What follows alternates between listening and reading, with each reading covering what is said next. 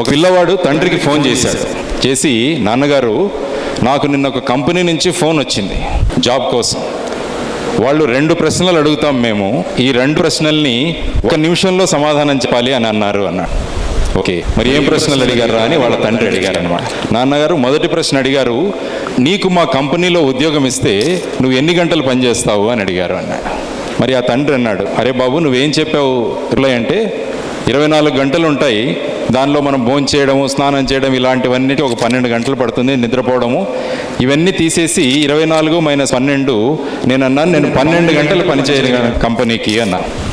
మరి ఆయన అన్నాడు, మరి రెండవ ప్రశ్న ఏమడిగారు అన్నాడు.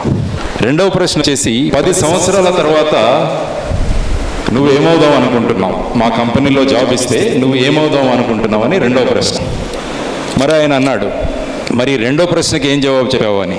ఈ 1వ ప్రశ్న సమాధానం ఆలోచించుకుంటుండగానే 1 నిమిషం అయిపోయింది, కాబట్టి నేను రెండవ ప్రశ్న వరకు చేరలేదు, వాడు ఫోన్ పెట్టేశాడు అన్నాడు. అప్పుడు తండ్రిని అడిగాడు కొడుకు, నాన్నగారు నాకు ఈ ఉద్యోగం వస్తుందా అంటారు. వాడు అన్నాడు, ఖచ్చితంగా నీకు రాదు అన్నాడు. మరి ఎలాంటి సమాధానాలు నేను చెప్పాల్సింది అని అడిగాడు అనమాట. సో ఫస్ట్ ప్రశ్న, నీకు గనుక నా కంపెనీలో ఉద్యోగం ఇస్తే ఎన్ని గంటలు నువ్వు పని చేయగలవు అంటే, దానికి బాబు నువ్వు 24 గంటలు పని చేయగలవు అని చెప్పాలి అన్నాడు.